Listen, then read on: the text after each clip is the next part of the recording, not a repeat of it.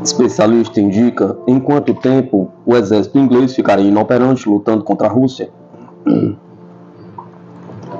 Se todas as unidades militares da Inglaterra estivessem na Ucrânia, elas durariam menos de 6 semanas, talvez até apenas 2 semanas, em combate com as forças russas, disse o especialista militar norte-americano Will Shiverer na rede social X. Se todo o contingente do exército inglês pudesse magicamente materializar-se nas linhas de frente na Ucrânia para confrontar os russos, ele ficaria incapacitado em menos de 6 semanas. Talvez em apenas 2 semanas, escreveu ele, comentando as afirmações do subsecretário parlamentar para veteranos e pessoas do Ministério da Defesa da Inglaterra, Alistair Cairns.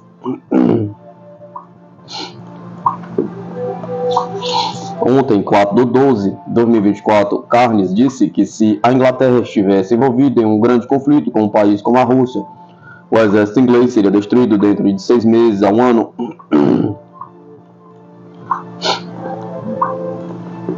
Anteriormente, um relatório do Comitê de Defesa do Parlamento da Inglaterra informou que o exército inglês não estava preparado para uma potencial guerra em larga escala e de longo prazo devido à escassez de pessoal, bem como problemas com o recrutamento e retenção de tropas. O comitê apelou ao governo que faça uma escolha difícil ou investir totalmente no exército, ou reconhecer que a priorização correta das operações de combate significaria maior disponibilidade para maior número de tarefas.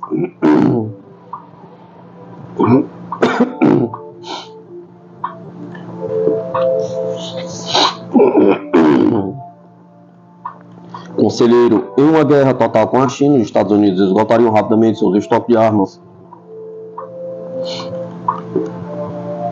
As reservas de armas dos Estados Unidos se esgotarão muito rápido se o país se envolver em um conflito em larga escala com a China, disse o Conselheiro de Segurança Nacional da Casa Branca, Jack Sullivan. Deus nos livre de estarmos em guerra total com a China. Qualquer guerra com o país e o exército como a China levará ao rápido esgotamento de munições, disse o Conselheiro da Casa Branca durante o seu discurso no Centro de Estudos e Estratégias Internacionais de Washington.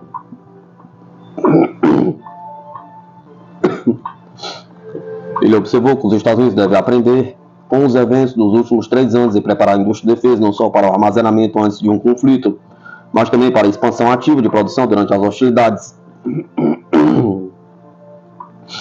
A conclusão principal aqui é a necessidade de criar uma indústria de defesa que possa restaurar e aumentar a produção durante a guerra, não apenas antes dela começar, acrescentou Sullivan.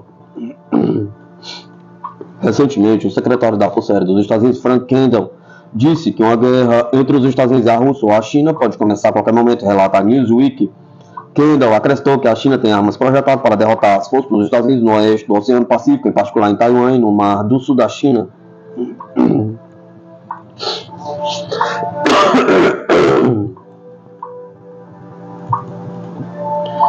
Acordo estratégico Rússia-Coreia do Norte entra em vigor. Confira detalhes. O vice-ministro das Relações Exteriores da República Popular Democrática da Coreia, Kim Jong-il, e o vice-ministro das Relações Exteriores da Federação da Rússia, Andrei Rudenko, assinaram um protocolo sobre a troca de instrumentos de ratificação. O tratado assinado entre os dois países entrou em vigor em 4 de dezembro de 2024, quando os instrumentos de ratificação foram trocados de acordo com o artigo 22 do tratado, informou a Agência Central de Notícias da Coreia, KCNA.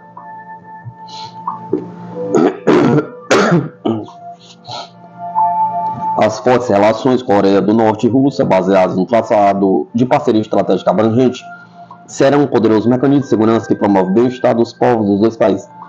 Aliviar a situação regional, garante a estabilidade estratégica internacional e servirá como uma forte força motriz, acelerando o estabelecimento de uma ordem mundial multipolar independente e justa, sem dominação, subjugação e hegemonia, disse a KCNA.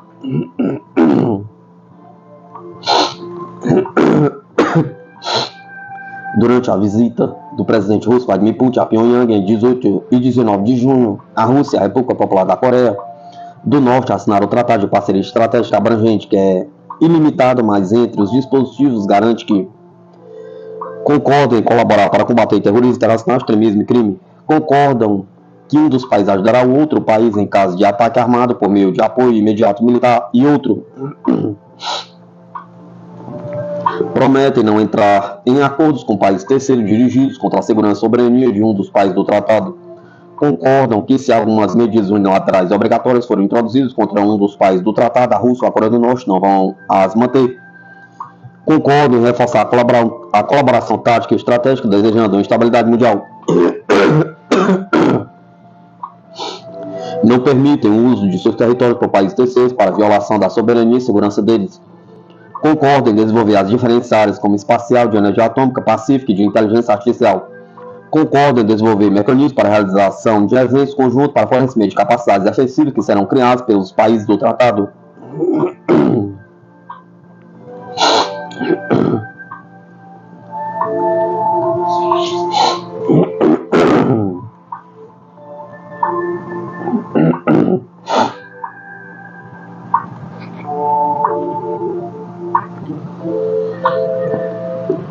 A Austrália reduz sua busca por fragatas a projetos alemães e japoneses.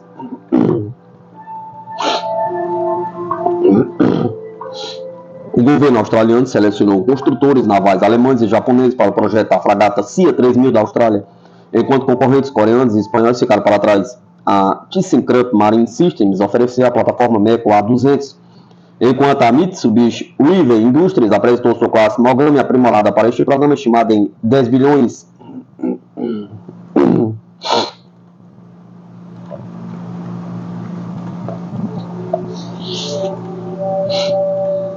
Uma licitação emitida em maio buscava 11 fragatas de uso geral equipadas para a guerra submarina e defesa aérea local, a fim de proteger rotas comerciais marítimas e nossas abordagens ao norte. Os 3 primeiros navios de guerra serão construídos no exterior e o restante na Austrália Ocidental. O ministro da Defesa Richard Marles confirmou no final de novembro que 3 projetos foram pré-selecionados, isso porque a TKMS em 2 variantes Meko, um A200 padrão de 3.700 toneladas e a outra provavelmente uma configuração personalizada do A210 de 4.700 toneladas, ostentando equipamentos mais comuns da Marinha Real Australiana. A favor da Alemanha, as atuais fragatas da classe Anzac do Serviço Marítimo foram baseadas na antiga Meko 200, o que deve garantir familiaridade com o design mais novo e modulado A200. Quanto ao Japão, embora seja um novato na exportação de embarcações navais avançadas, o governo está apoiando entusiasticamente um acordo.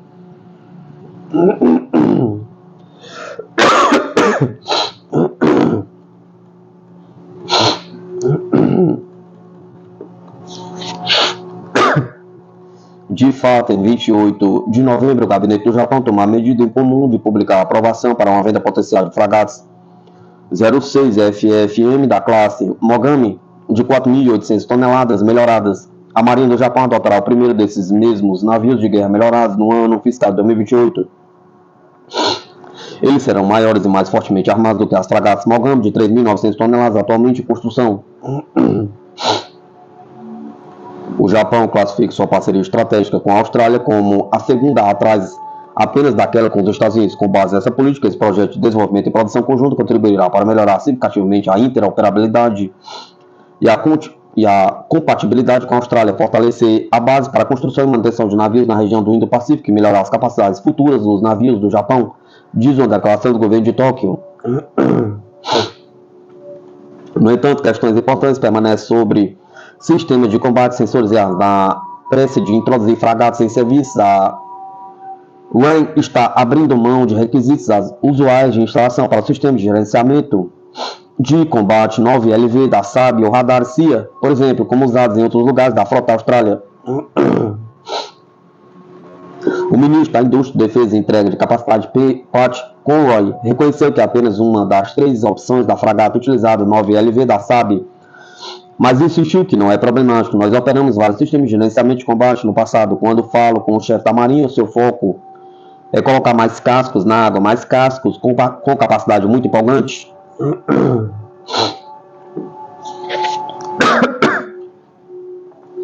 Até 2026, a Iran tem apenas 9 combatentes de superfície. Isso coincide com um período de sérias ameaças à segurança, enquanto a China flexiona seus músculos.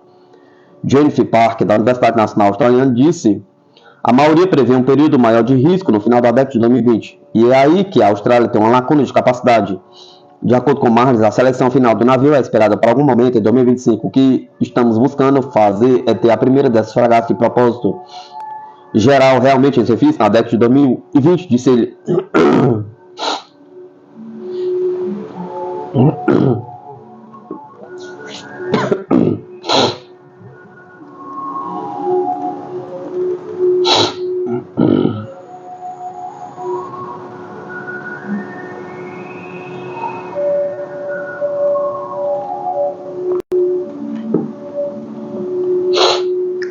Plano da indústria de armas alemã busca novo impulso para um setor antes rejeitado. O governo alemão prometeu impulsionar setores vitais da indústria de defesa do país, ao mesmo tempo para aprofundar a cooperação com aliados europeus, anunciaram autoridades na quarta-feira. Em um novo documento político, a administração cessante do chanceler Oliver Scholz declarou que o ataque russo à Ucrânia havia exigido uma atualização da política industrial relacionada à defesa da Alemanha. A versão mais recente era de 2020, 2 anos antes de Moscou lançar sua invasão em larga escala de seu vizinho ocidental.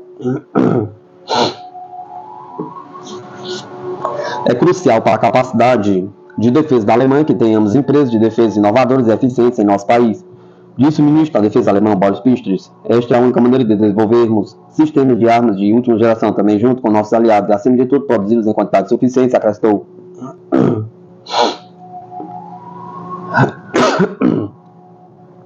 O artigo, com o título cativante de Estratégia Nacional de Segurança e Defesa da Indústria, descreve as principais capacidades que a Alemanha busca manter dentro de suas fronteiras nacionais, como construção naval e inteligência artificial, enquanto delega outras, incluindo aviação e armas de pequeno porte aos níveis europeu ou internacional. Também propõe um papel mais forte para os esforços de aquisição multinacionais e o desenvolvimento conjunto de sistemas de armas avançados. Embora os ministérios do governo alemão tenham destacado indústrias-chave no passado, o novo documento nomeia áreas específicas consideradas competências nacionais chave que devem ser mantidas domesticamente. Além da construção naval, eles incluem veículos blindados, inteligência artificial, comunicações, sensores, serviços cruciais de TI e guerra eletrônica. Manter isso é essencial para a manutenção e fortalecimento da soberania estratégica e capacidade de agir da República Federal da Alemanha, afirma o relatório. A economia alemã tem lutado contra um período prolongado de estagnação, resultando em temores sobre se a Alemanha será capaz de manter seu status como uma potência industrial. O documento da estratégia busca abrir um novo capítulo nas relações entre o Estado e a indústria no espírito de Zeitenwende, diz o ministro da Defesa, referente ao discurso de Scholz logo após a invasão da Ucrânia, no qual ele chamou de um evento de um ponto de virada na história da Alemanha europeia.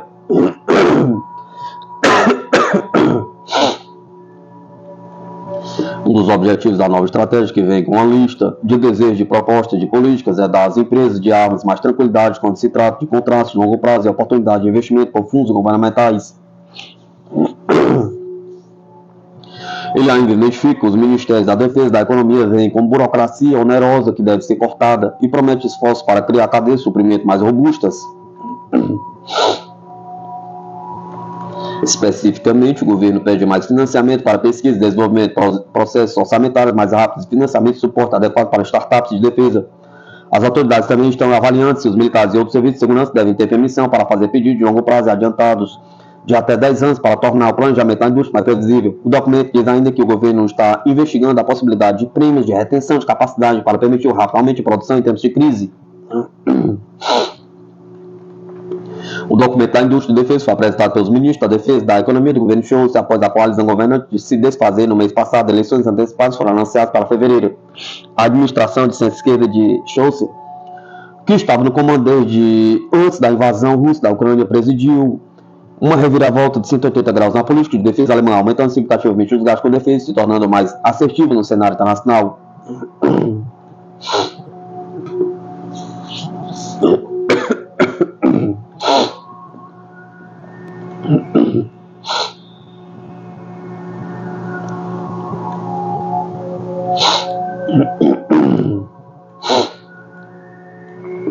Holandeses dizem que mercado de defesa apertado deixa 750 milhões de euros de ajuda à Ucrânia sem gastar.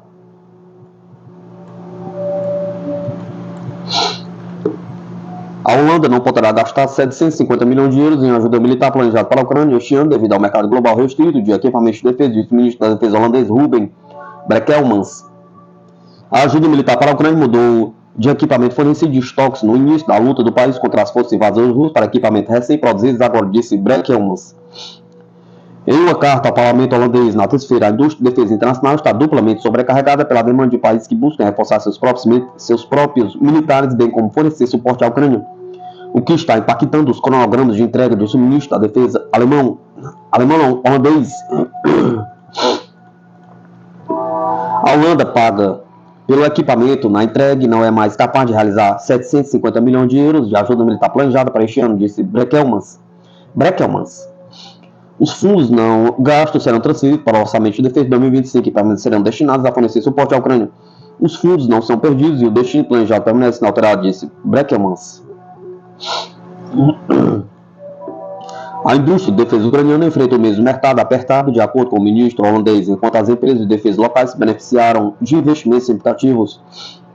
Algo em que a Holanda está trabalhando. A Ucrânia não tem quantidade significativa de equipamentos disponíveis que possam ser entregues este ano, ele disse.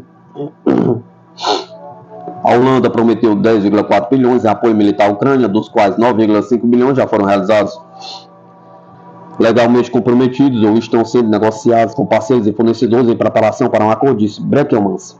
O país tem planos para 970 milhões restantes, visando a atender às necessidades urgentes da Ucrânia, principalmente no curto prazo, disse ele. A propósito, uma parcela significativa deste orçamento restante será usada para comprar equipamentos diretamente da indústria de defesa ucraniana, disse Brekelmans ao parlamento. Embora esses planos ainda não estejam na fase de execução, novas mudanças atrasarão a entrega do suporte militar urgente. A coligação do governo holandês concordou em continuar a apoiar ativamente a Ucrânia politicamente, militarmente, financeiramente, moralmente. Países por toda a Europa têm aumentado seus orçamentos de defesa após a agressão da Rússia contra a Ucrânia. Os gastos dos países da União Europeia em equipamento devem subir de 61 bilhões em 2023 para 90 bilhões este ano, de acordo com a Agência Europeia de Defesa.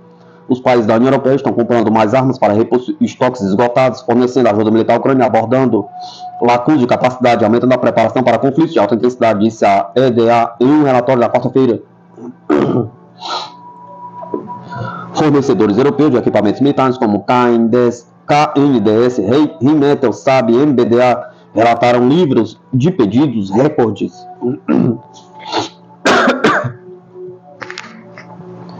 O apoio militar holandês à Ucrânia incluiu 24 caças F-16, um sistema de defesa aérea Patriot, tanques de batalha principais, incluindo 14 Leopard 2A, 4S, centenas de veículos blindados de transporte pessoal rastreados, YPR, 2 navios de caça Minas,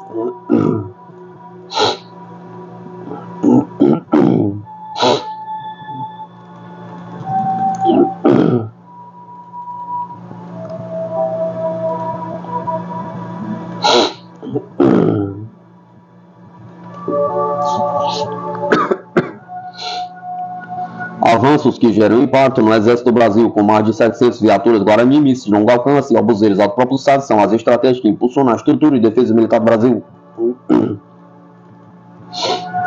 O Exército brasileiro tem investido em programas estratégicos que fortalecem as capacidades de defesa nacional e impulsionam o desenvolvimento econômico e tecnológico do país. Esses programas não apenas modernizam a estrutura militar, mas também geram mais de 53 mil empregos diretos e indiretos, fomentando o setor de pesquisa, inovação e indústria.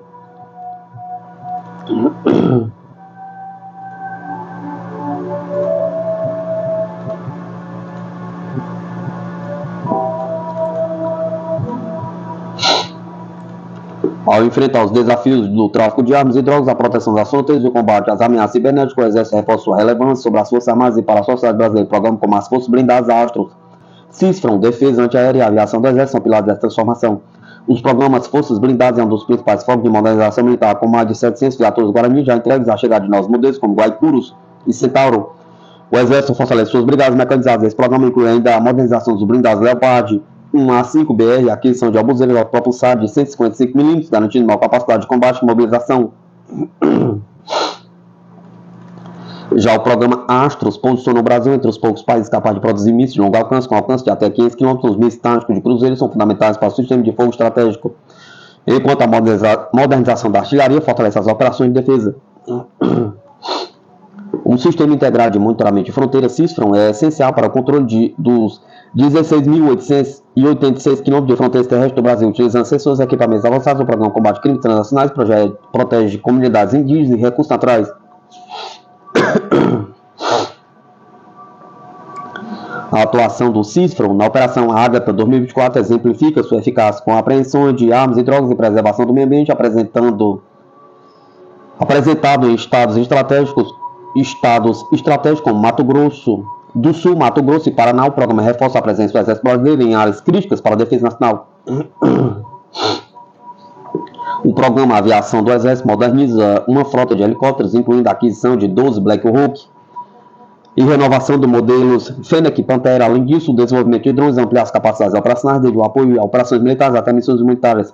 Complementando esse esforço, o programa de defesa antiaérea moderniza os sistemas contra ameaças aéreas, como drones e mísseis de cruzeiro, com foco na defesa de baixa, média e alta altitude. O programa fortalece a proteção das forças armadas em cenários modernos. Desde sua criação, o Exército Brasileiro tem se adaptado às demandas de cada época. A Estratégia Nacional de Defesa de 2008 consolidou os programas estratégicos com vetores de transformação tecnológica e econômica. Atualmente, os 3 programas do portfólio estratégico vão além de modernizar a força, eles impulsionam setores como engenharia, tecnologia e indústria. Ao investir em inovação, o Exército gera oportunidade de negócio, fomenta o crescimento econômico e contribui para a soberania nacional. Dessa forma, os programas estratégicos reforçam o papel das Forças Armadas como agente de defesa e desenvolvimento do Brasil.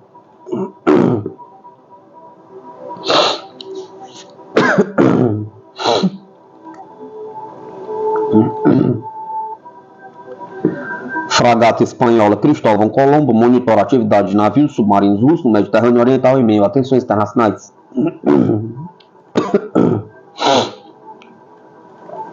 A fragata espanhola Cristóvão Colombo F-105 da Armada desempenha um papel estratégico ao monitorar de perto as atividades de unidades navais da Federação Russa no Mediterrâneo Oriental. Navegando em águas internacionais a oeste do Chipre, o navio se mantém na área designada de patrulha enquanto acompanha manobra de navios e aeronaves russas. Entre os alvos observados pelo Cristóvão Colombo está uma frota russa composta por 2 fragatas da classe Almirante Gorshkov, uma das classes Almirante Grigorovich e um submarino da classe Kilo 2. Este último participa de exercícios conjuntos com as unidades de superfície, destacando o emprego coordenado entre meios navais e força aérea russa. Durante as patrulhas, a fragata espanhola detectou também a presença de aeronaves de combate, helicópteros e aeronaves de patrulha russos. Os exercícios incluíram lançamento de mísseis e persões, destacando a sofisticação tecnológica e capacidade ofensiva das forças russas na região. A atuação do Cristóvão Colombo faz parte dos esforços da OTAN para manter uma presença estratégica no Mediterrâneo, uma área de alto interesse geopolítico. A missão tem como objetivo primordial assegurar a liberdade de navegação, fortalecer a dissuasão contra possíveis ameaças e demonstrar o compromisso da Aliança Atlântica com a segurança coletiva. O navio espanhol coopera estreitamente com outras unidades aliadas, incluindo aeronaves e embarcações de diferentes países membros da OTAN. Essa colaboração ocorre no contexto da Operação Noble Shield, que integra a Força Marítima de Alta Disponibilidade da OTAN, formada em resposta à invasão russa na Ucrânia.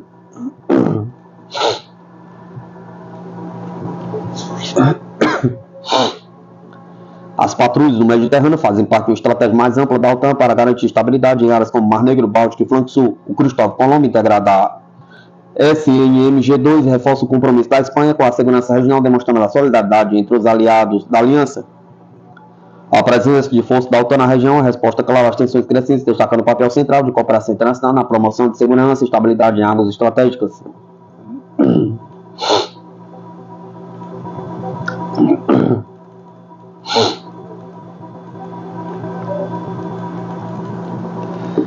Um marco da Força Aérea da Bélgica, base aérea militar do Exército, recebeu seu primeiro JF-35, unidade de conversão totalmente nacional com sede nos Estados Unidos.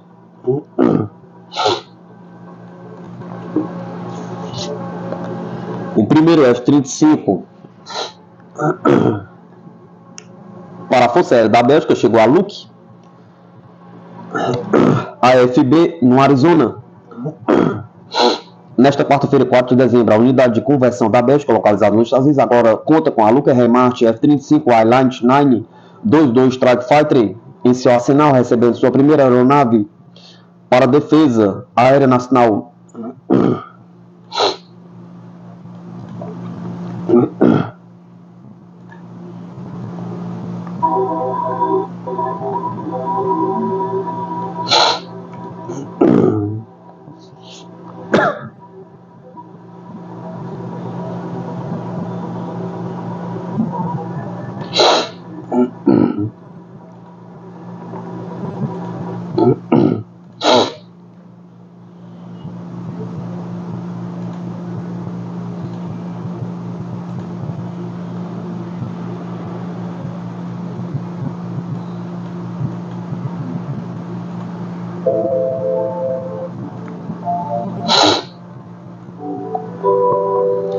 A aeronave com um número de cauda FL002 foi oficialmente entregue à unidade belga de conversão F-35 na base aérea de Luque, onde passará por treinamentos fundamentais para o combate aéreo belga. Esse treinamento faz parte das atividades do 312 Esquadrão de Caça da Força Aérea dos Estados Unidos.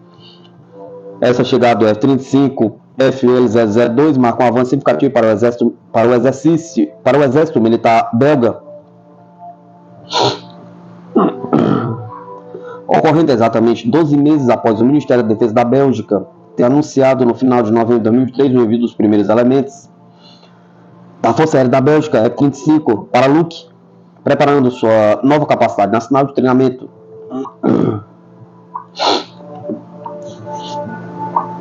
O molde belga destacou que, ao todo, 48 pilotos, 14 instrutores de simulador de voo e 120 técnicos passarão por intensos treinamentos e conversões para operar o F-35 de última geração nos próximos anos. Atualmente, há mais de 110 F-35 na Luque, AFB provenientes da USAF e de diversos operadores internacionais. Esses jatos são utilizados para treinar pilotos e equipes de manutenção antes da entrega das aeronaves a seus países de origem.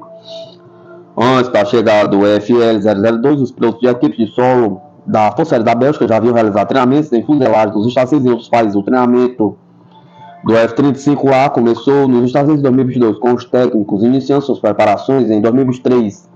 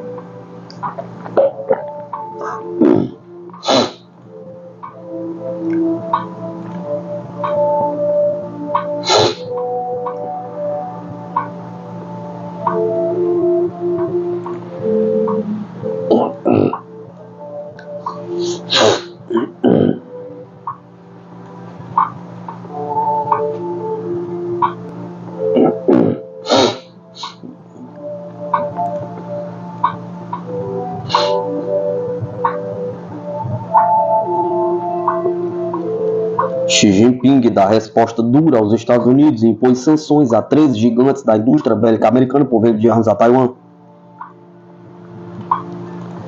Xi Jinping resolveu dar um show de força e colocar os Estados Unidos na parede, impondo sanções a 13 gigantes da indústria bélica dos Estados Unidos e seus executivos em resposta a mais um pacote de venda de armas para Taiwan. É mais uma nova e explosiva crise entre as duas maiores potências mundiais. As restrições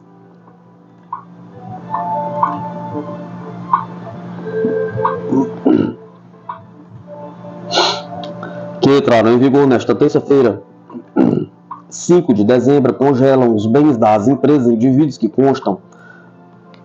Quarta-feira, 5 de dezembro, congelam os bens das empresas e indivíduos que constam na lista e proíbe negócios com eles, segundo informa a estatal russa TASS.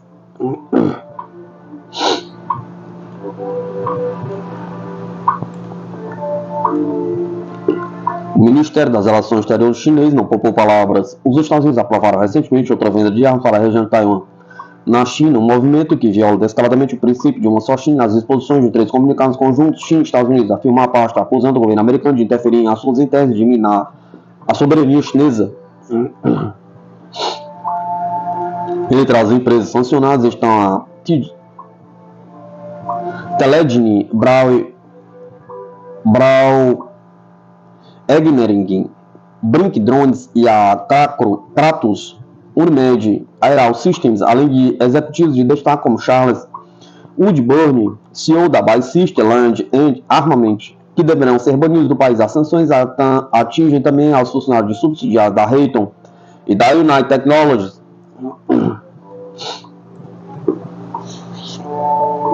A decisão chinesa foi desencadeada pela venda em outubro de um pacote de quase 2 bilhões em armamentos para Taiwan, incluindo o sistema de mísseis NASAMS Em reunião com Joe Biden, em novembro, Xi Jinping pediu cautela sobre Taiwan, defendendo a reunificação pacífica desde 1949. A ilha é governada de forma autônoma, mas a China é considerada uma província rebelde.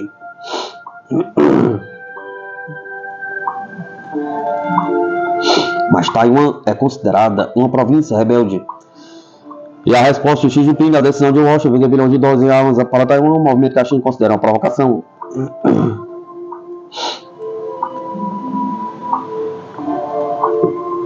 Desde 1949, Taiwan é governado por seu próprio governo local após a derrota das forças de Kuomintang, lideradas por Chiang Kai-shek, que se refugiaram na ilha após a Guerra Civil Chinesa. Pequim, por outro lado, vê Taiwan como uma província, uma visão que também é compartilhada pela maioria dos países, inclusive a Rússia. Em 1979, os Estados Unidos romperam suas relações diplomáticas com Taiwan e estabeleceram uma nova parceria com a China, apesar de aderir à política de uma China. Os Estados Unidos continuam a manter laços com o governo de Taipei e fornecer armamentos à ilha. Segundo estimativas chinesas, os Estados Unidos teriam enviado mais de 70 bilhões em ajuda militar a Taiwan nos últimos anos.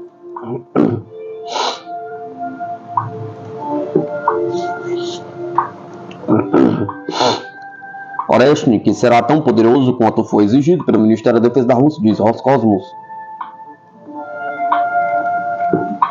As empresas da corporação russa Roscosmos vão desenvolver o míssil balístico de alcance intermediário Oreshnik, tão poderoso quanto foi exigido pelo Ministério da Defesa da Rússia, disse Yuri Borisov, diretor-geral da corporação, aos jornalistas no Kremlin. Quanto ao Ministério da Defesa da Rússia precisar, vamos fazer. Quanto o Ministério da Defesa da Rússia precisar, vamos fazer, disse Borisov. Respondendo à pergunta se está previsto aumentar a capacidade do Oreshnik e melhorar suas características técnicas. Anteriormente, o presidente russo Vladimir Putin disse que a tecnologia do sistema de míssil balístico não é a modernização dos antigos sistemas soviéticos, mas sim o resultado do trabalho de especialistas da Federação da Rússia. Por sua vez, Sergei Karakayev, comandante das forças estratégicas de mísseis, disse que o sistema Oreshnik não tem análogos no mundo. O equipamento de combate do míssil permite que ele supere de forma confiável qualquer sistema de defesa antimíssil existente e futuro, disse Karakayev. O alcance máximo de destruição do Oreshnik é de 5.500 km e ele desenvolve uma velocidade de até Mach 10, o equivalente a 12.380 km por hora, e pode carregar uma ogiva de até 1,5 toneladas.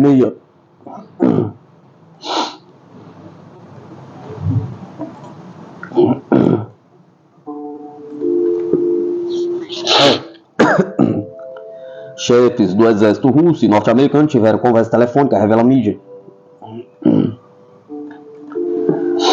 O chefe do Estado-Maior das Forças Armadas da Rússia, Valery Gerasimov, e o presidente do Estado-Maior Conjunto das Forças Armadas dos Estados Unidos, Charlie Brown, mantiveram uma conversa telefônica no fim de novembro, poucos dias depois do uso do míssil balístico de médio alcance Oreshnik na Ucrânia. Devido a tensões crescentes entre o Ocidente e a Rússia, especialmente no campo de batalha na Ucrânia, a mídia dos Estados Unidos chama o telefonema de altamente incomum. O jornal The New York Times destaca que a troca de opiniões entre Gerasimov e Brown aconteceu em 27 de novembro, apenas 6 dias após a Rússia ter usado na Ucrânia pela primeira vez um dos mais novos sistemas russos de mísseis de médio alcance, o Oreshnik. Naquele caso, sem ogivas nucleares, o ataque foi realizado em resposta a um ataque ucraniano com armas ocidentais de longo alcance contra o território russo, o que tinha sido autorizado pouco antes pelo presidente dos Estados Unidos, Joe Biden. Segundo o capitão-geral Dorsey, esse foi o primeiro contato entre os líderes militares dos dois países desde que Brown foi nomeado chefe do Estado-Maior Conjunto das Forças Armadas dos Estados Unidos. Ele disse à emissora norte-americana ABC News que os dois lados discutiram várias questões de segurança global e regional, incluindo o conflito em andamento na Ucrânia. De acordo com o Dorsey, o general Brown concordou em não divulgar os detalhes da conversa. A Sputnik solicitou um comentário do Pentágono do Estado-Maior das Forças Armadas dos Estados Unidos, mas até o momento da publicação deste material não recebeu uma resposta. Ainda não houve nenhum anúncio oficial do lado russo sobre a conversa.